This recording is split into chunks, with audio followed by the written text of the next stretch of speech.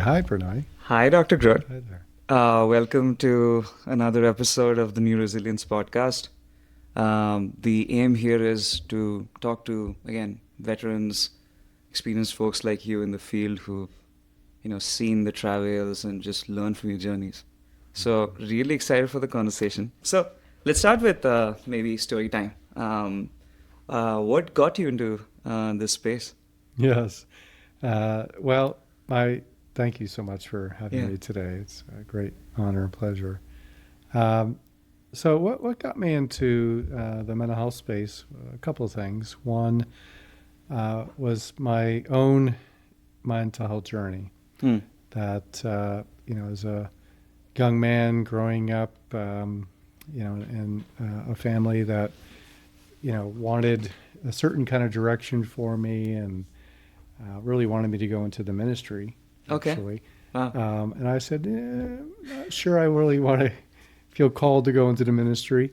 Sure. I wanted to kind of pursue a different path and, was wrestling with, some of the anxieties and self-doubts and things. And so, Anxiety about like whether you're not sure whether you wanted to be in that space or not. be it in the ministry space. Yeah. Yeah, more anxieties about, kind of launching out in my own direction Hmm. and going in a different way because Sure. The road not taken. the road not taken. That's right. Because in my family, growing up, I have two brothers, both of whom went into the military. Hmm. My father has also been in the military, Okay. and I was going to be the only male in my family to not go into Not- the military. Wow. And furthermore, even though my father really was passionate about me going into the ministry, that just did not feel like my calling. Sure. So, part of it was daring to be rebellious in a certain sense and Yeah. go against the grain, and which made me anxious. And because, I think on the one hand, my family said, well, you can probably do anything you want. Yeah. On the other hand, I knew they had very strong preferences for me. Yeah. So not really. Yeah, so that's right. So I felt those pressures. Yeah. So anyway, I decided, went off to college and was also the first person in my family to go to college. Wow. So that was also new and anxiety making. Right. So my first semester in college, I went to the student counseling center and started talking to a psychologist, and I did find that helpful Okay. and learned that, oh wow, maybe. Was that something that like you were seeking counseling yourself? Yes, I started Yeah. out for myself, saying I need someone to help me, talk about and think about these kinds of dilemmas and Yeah. anxieties, and I found it helpful. So continued on through college and had an openness to mental health. At that time, I was not even considering a career in mental health. Right. Was actually thinking I'm going to go into education, and I Right. did actually after college. Got a master's degree focusing on higher education Okay. at Miami University. Okay. And Oh, okay. and then from there, my first job, I went to Carnegie Mellon University in Pittsburgh and worked with a lot of different students from around the world Right. who were studying computer science and theater and Yeah. humanities. And I was working in the Dean of Students office. And Yeah. I did so much mental health triage work. I was, meeting with students who were depressed. I was meeting with students who, were drinking too much. So triage for people who might not be Yeah. as aware would be what people come to you first and then they Yeah, or what happened is because I had an area of campus at Carnegie Mellon I was responsible for. Okay. It's called The Hill. Oh, And wow. The Hill had 5 Was residents. that like the place to be? Or? That was one of the places to Yeah. be. And it was, kind of part of the campus, had Yeah. 5 residence halls, Okay. one of which was all male. Okay. And Probably a high pressure environment. it was a high pressure environment. And what would happen is that the staff in those residence halls would call me Hmm. and consult with me, saying they were worried about this student. Yeah. And I would, follow up. And frequently I was doing that with the counseling center Okay. at the university. And I was doing so much mental health triage work, connecting people to mental health care. Mm-hmm. One of the psychologists at this counseling center says, Michael, have you considered becoming a psychologist. You Yeah. seem to really have a knack for Yeah, this, and yeah. you enjoy connecting people. And as I mentioned, I had my own mental health exposure and experience, and Yeah. a positive one, and I Extend felt that to, I felt good about getting students connected to something like Sure. that, and did an awful lot of that. I also at times would bring students to the emergency room if they were in a crisis. And in Pittsburgh, you have a very well-known psychiatric hospital called Western Psych. It's Okay. a hospital there, and I brought a number of students there who needed intensive psychiatric Sure. care for like an episode of mania. Mm. We had some students who were experiencing a psychotic, breakdown, and that exposed me to, the kind of the range of mental health experiences people can have, from an episode of depression, maybe drinking too much, to actually experiencing, a psychotic decompensation. So So really a broad a spectrum. broad spectrum, yeah, and that really opened my eyes to, wow, there's a lot of need here to address people with sensitivity, compassion, support.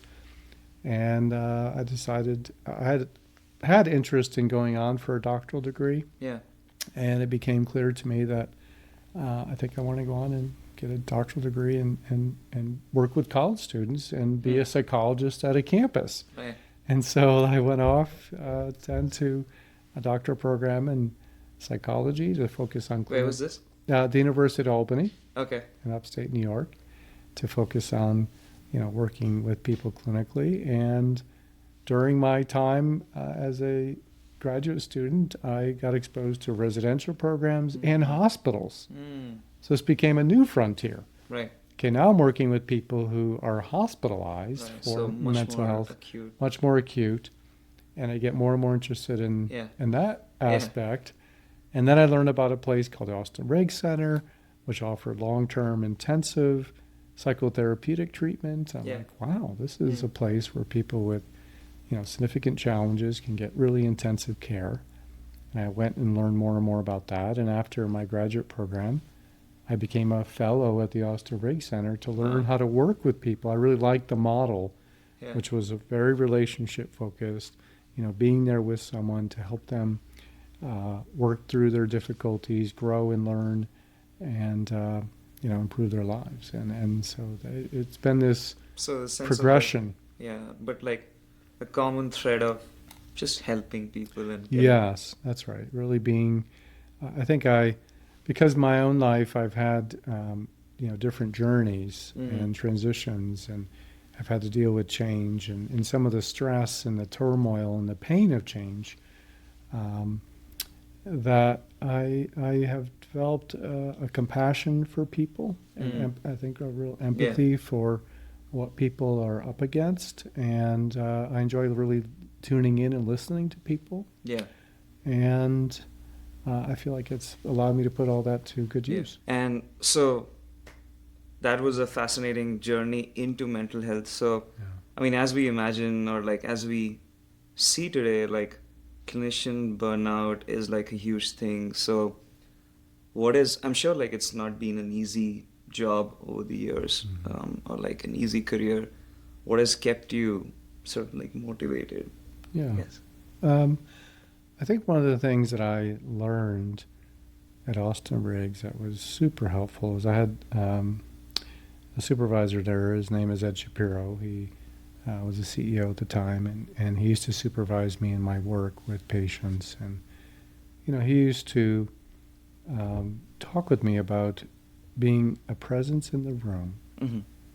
really staying focused on my task of understanding people and, helping facilitate their journey, but also being able to, I think, be clear-eyed about the fact that I don't run people's lives, and that, ultimately, each of us has, varying degrees of responsibility for ourselves.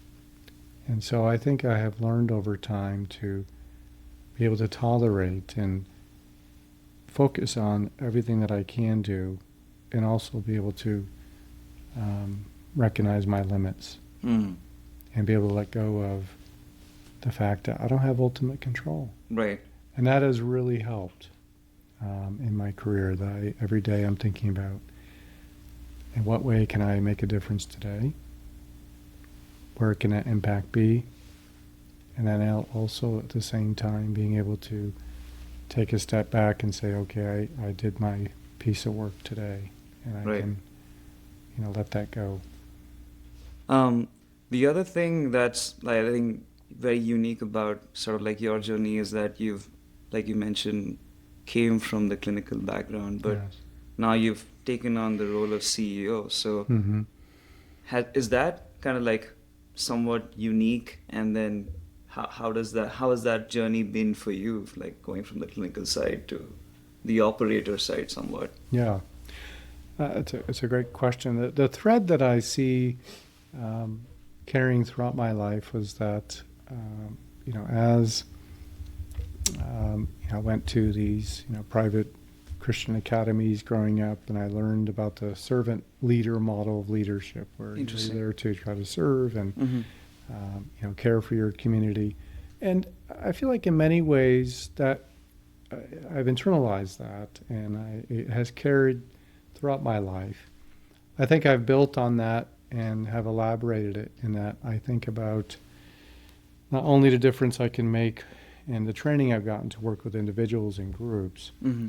but then also I've learned a lot, and I've gotten training on how to think about people within the systems. And so I think part of the role of a leader is to attend to the system as a whole and to think about ways to influence and shape and develop systems Mm-hmm. of care, Right. ones that are supportive of staff, Yeah. ones that create a sense of community, ones that support ultimately patients' healing and growth. And I, again, come back over and over again to, what's going to help people Yeah. who are in the midst of difficult life circumstances, what's going to help them move forward and get to a better place. So, like, even in your clinical, like, whenever you're very focused on the clinical roles too, you are still continuing to think about these other aspects.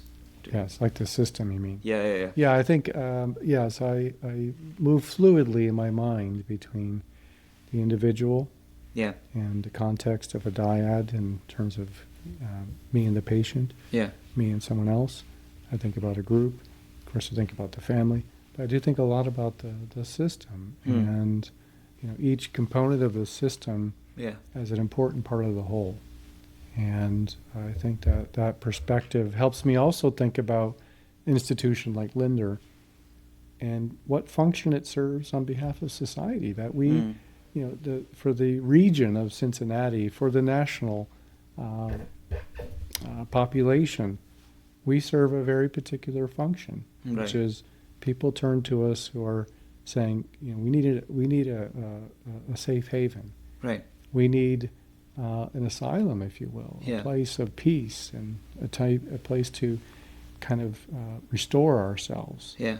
And so we serve a very, very important function on behalf of society, and I think a lot about that and how to continually adapt ourselves to meet the changing needs of the world at large, and how to better take care of people to fulfill our mission. Yeah. Our mission. Yeah, yeah. And I think that kind of goes back to like your motivation, and it seems like maybe like taking on the role of CEO like just enables you more in your ambition to just Yes. help more. That's right. Help more people. I mean, I feel like as CEO, I have a wider scope Mm-hmm. of influence, and that I have a broader reach, which feels it's a great honor, it's a great responsibility. Yeah, yeah, I'm sure.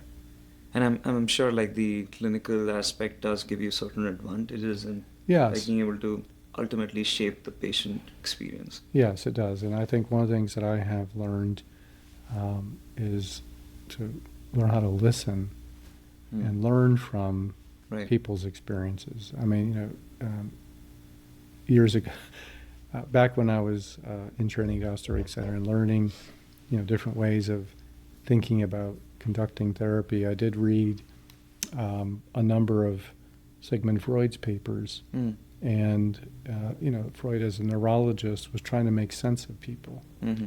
And, I realized not all of his theories necessarily, hold up over time. Sure. But one of the things he did say was that the person who takes the time to listen, and to listen at different levels, many, many different types of secrets or kind of articulated things can come to be known. And I remember thinking a lot about listening.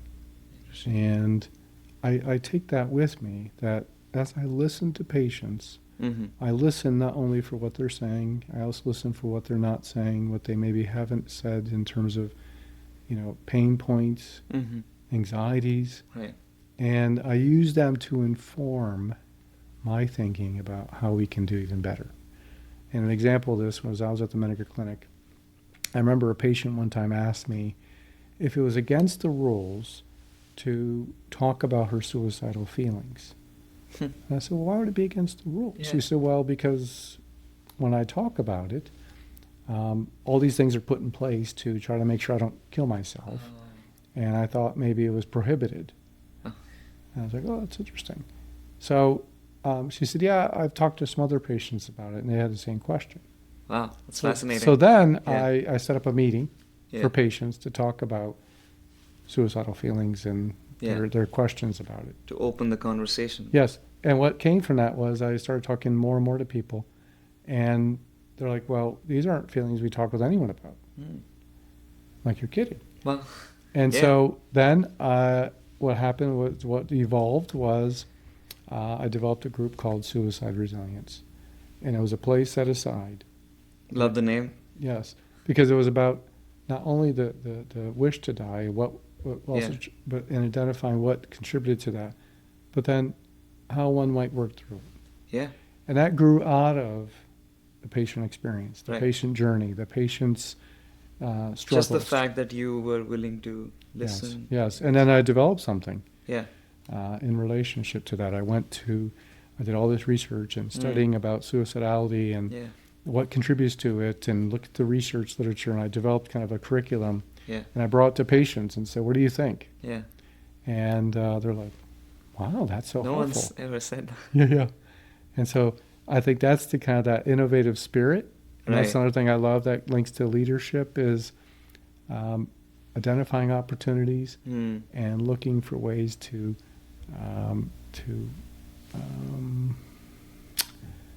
address those opportunities. And I love being creative. I love trying to think flexibly. Right. Okay, we've always done it this way. Okay, well, maybe that way doesn't work for this person. Right. Right. So being open. Yeah, being open. I think being open is a real key part of my way of thinking about leadership. Is how do we keep pushing? Because one size does not fit all. Yeah. And I like to kind of be always on that edge of being open Yeah. to the next discovery, the next thing that's going to help people. Right. Right. So that's really fascinating. yeah. You talked about obviously the Lindner Center, and Yes. and we know that you're coming up on 17 years at this Yeah, point. they're almost August 18th Okay, is our yeah, 17th congratulations. anniversary. Thank you. Yeah. I mean, one thing that's remarkable is that, again, Lindner, from everyone that we talk to in the space, is one of the most highly respected places in the entire country. And compared to some of the other places, it is relatively really young, right? Like Yes, 70 years yes, compared to like yes. the Menninger or Austin Riggs. So maybe talk a little bit about that, the journey, and like what are you excited about? Yes. Yeah. Yes, I've, as you know, I've been with the Lindner Center for a year and a half now. Yeah. And my family and I moved to Ohio to join the Lindner Center. And I came here to the center because of a few things. One, the people. I mean, institutions have personalities. Sure. Just like people. Yeah.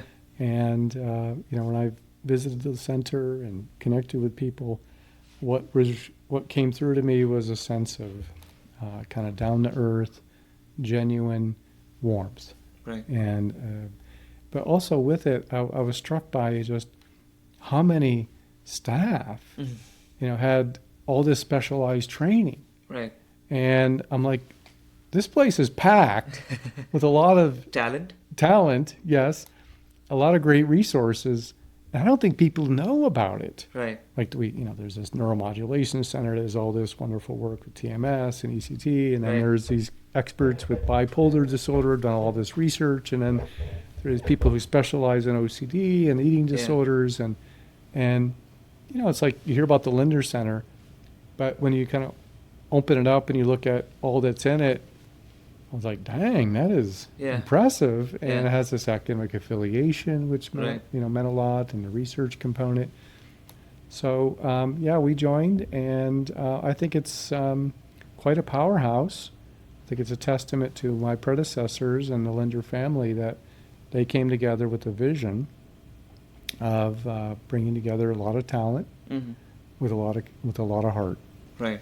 Right. And it shines through. And it's what's very exciting is that we're about to expand our physical plant. Yeah. We're adding a whole new medical office building. We're building Congratulations. it's very exciting. Building a new wing on our diagnostic assessment unit, and we'll be able to take care of more people. And I'm really excited about getting the word out about what all this talent that we have packed in Yeah. Yeah. and growing it, Yeah. so we can Actually take putting care of it more to use, people. yeah. Yeah. Is there like some of the developments that you're doing, is that in line with new patterns or trends that or like, I guess more so a growing need in the space that you're seeing? Yeah, I think, we take Ohio, for instance. In the Cincinnati region where we're located, obviously, we're rooted in Cincinnati. We have just seen a growing number of people seeking outpatient care. People who want to come in and have a sounding board, a therapist they can speak At different with. levels of... Different levels. We have kids. We have, Yeah. in fact, one of the areas of greatest demand is for children and adolescents and families who are saying, hey, we want to bring in my child to have someone to talk to. Okay.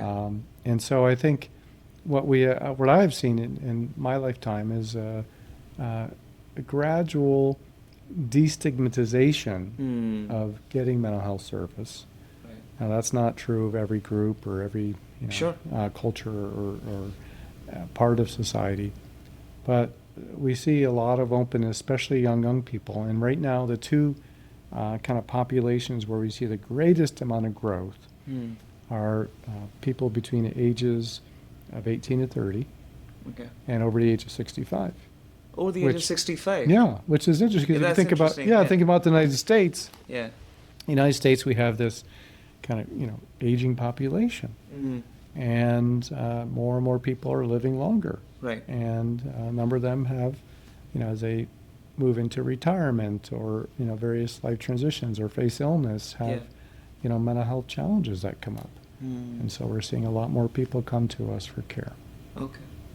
And when you think about the patterns, like you said, there is some destigmatization and like Yes. more openness Yes. in the conversation. Is that like a big contributing factor to? I think it is. I think it certainly helps a great deal with millennials and Gen Z, and I think that I would love there to be more a greater ease for all populations. So, for instance, I think in many communities of color, one thing I've noticed is that the idea of going to get mental health care from somebody, outside the church or the family, is not necessarily as accepted or promoted. Sure. And, I'm thinking a lot about, well, how can we be a place that reflects the needs?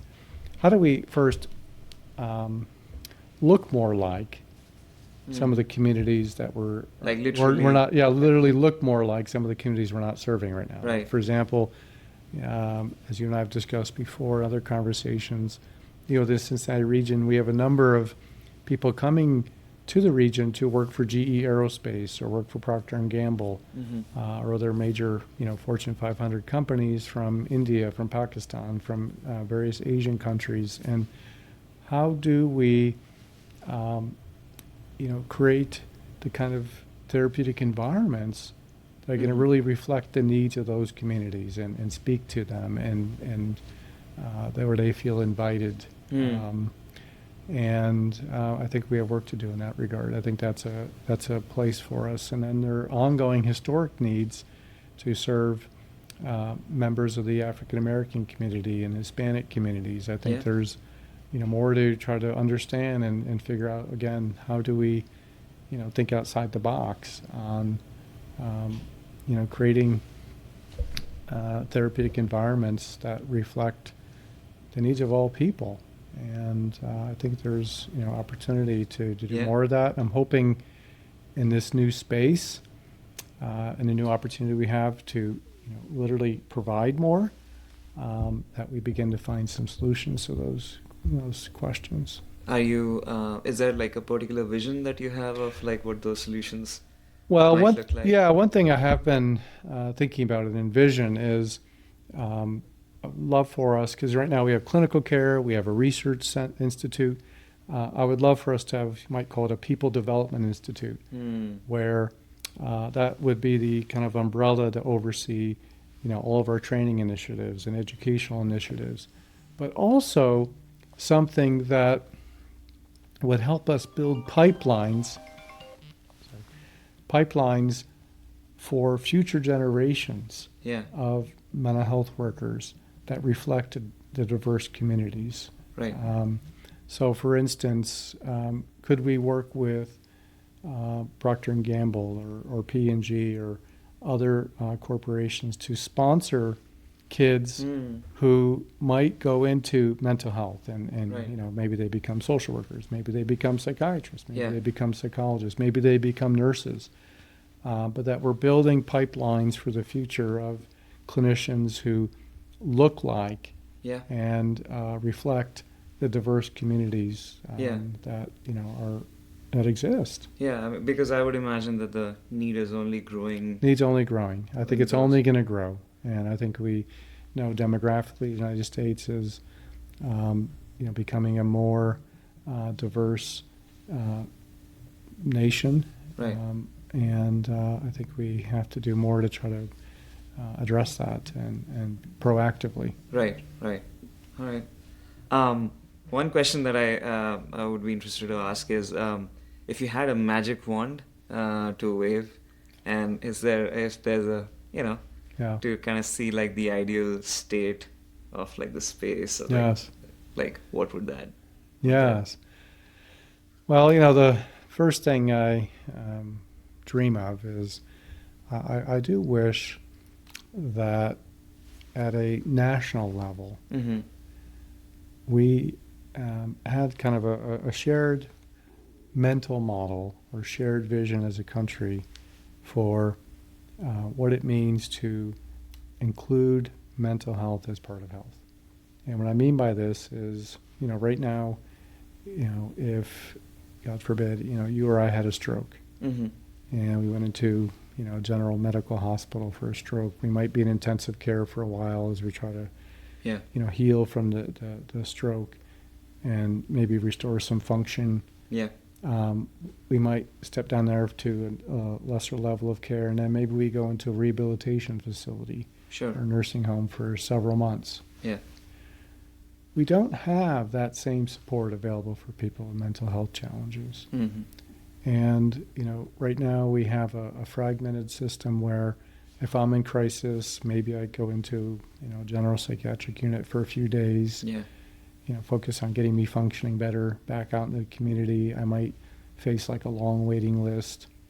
Yeah. I actually might benefit from going from a state of crisis into sort of a rehabilitative residential type of Yeah. environment Yeah. and be there for a while to kind of get my, get my bearings and get my life in a better place and address the things that led me to a crisis in the first place. Right. Right. We don't fund that well. Yeah. And I see some places where there are glimmers of hope, but I see that it's a real challenge for many, many families, and it sets up a lot of inequities Hmm. that some people with the means can pay out of pocket Yeah. to make use of some of these residential type of options, and many others just can't. The access is still... The access is a major concern of mine, and I really wish that at a kind of a national level we could get our heads around this and come up with a comprehensive solution that really provides people the care that they need and the access that they need. And do you think it's improving over time, or?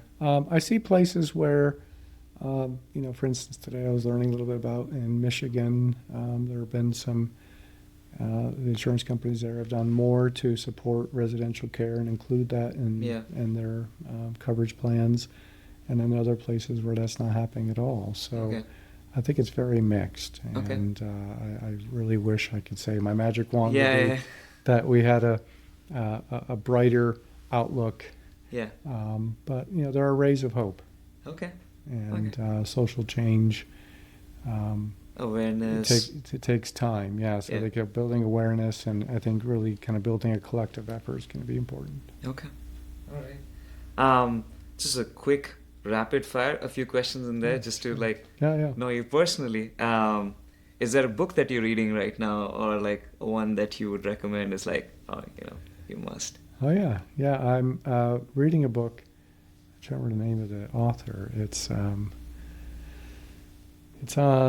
think it's called the 10 Principles of Reality. It's written by a physicist. Who won the Nobel Prize, and it's a remarkable book because he basically zooms into the physical world and how we understand kind of the basic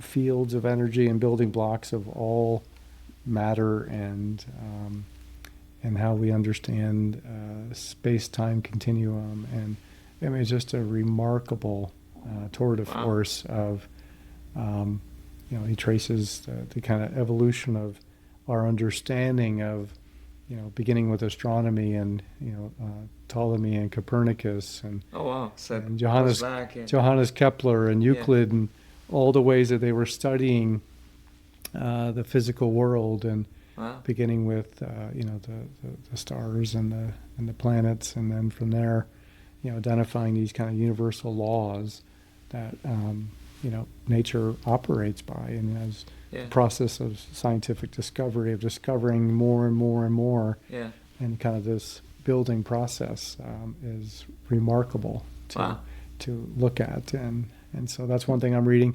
I'm also reading a book given to me by the founding medical director of Lindner Center, Dr. Paul Keck.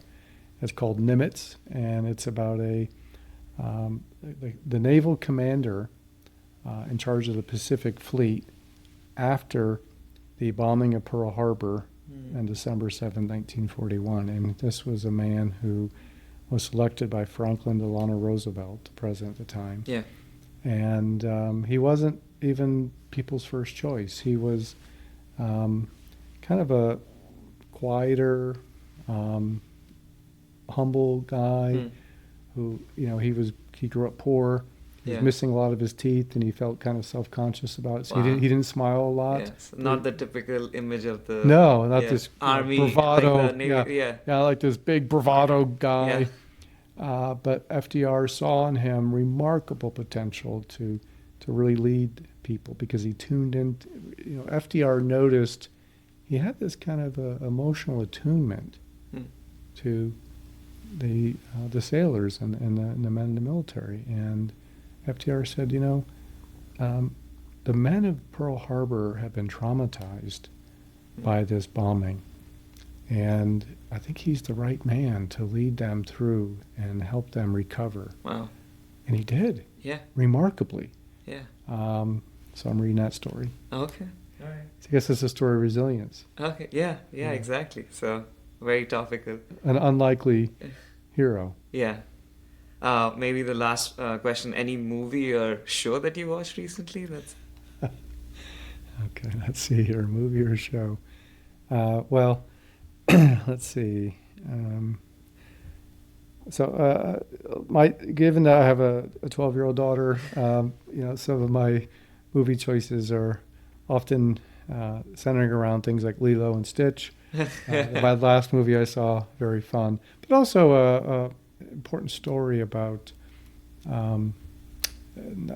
bonds Yeah. and attachments and people staying in it, staying with them. People staying committed to one another, Yeah. even in the face of adversity. And also, with that, I think sometimes, recognizing, you're asking before about how do you stay in the work of caring for others and, Yeah. Caring for others while also caring for ourselves. So in the story of Lilo and Stitch, you had, Lilo, whose older sister was trying to raise her. Her older sister was overwhelmed and ultimately really couldn't do it. And so she started taking care of her needs and went off to college. A neighbor stepped in and helped Lilo and provide her a home, and where Stitch also went. And I think and so the connections remained, but the way they dealt with the needs changed. Does that make sense in terms of, Yeah. Lilo had her older sister, both their parents had died. Right. And then Lilo went to live with a neighbor and be cared for and be part of that family while his sister went off to school, and they still maintained a very close connection. And prior to that, the sister was trying to do, waitressing jobs and, trying so hard to care for her younger sister.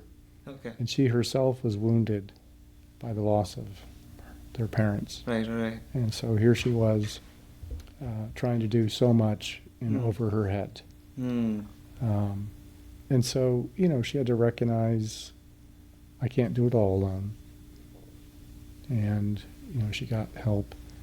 And, in a very similar way, as mental health workers. Yeah, I was going to say Yeah. this. Yeah, it's we you're talking can't- about the concept of caring Yeah. for someone, but Yeah, I can't do it all. yeah, That, when someone comes in, I'm a sounding board and provide a lot of support.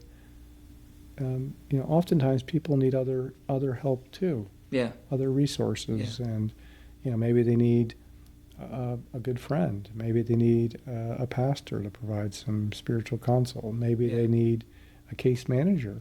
yeah, Maybe sometimes people need a job. They Yeah. need a job coach. yeah. So, I think that movie, even though it's a kids movie, Right. That's a lot more. there's a lot Yeah. more to it. Yeah, at Depends least, on the message that. yes, at least as I look at it as a Yeah. psychologist. Yeah. That's fascinating. I'm sure not everyone thinks. Not about it. everyone probably does. Yeah. But I'm Yeah. different that way. Yeah. Yes. I guess one last question would Yeah. be for people who are in the field, sort of maybe starting out or Yes. have been in the field for a while. One piece of advice that you would have.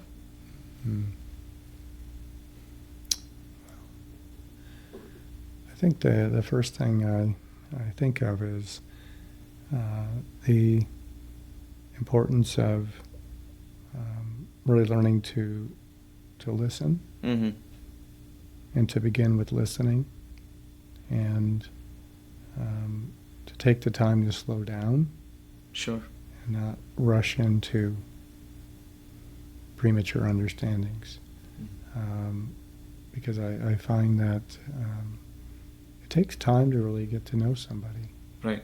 and the different layers and nuances of their lives. Yeah. And so I think one of the best things I've learned is the value of slowing down and giving people a lot of room. Yeah. And,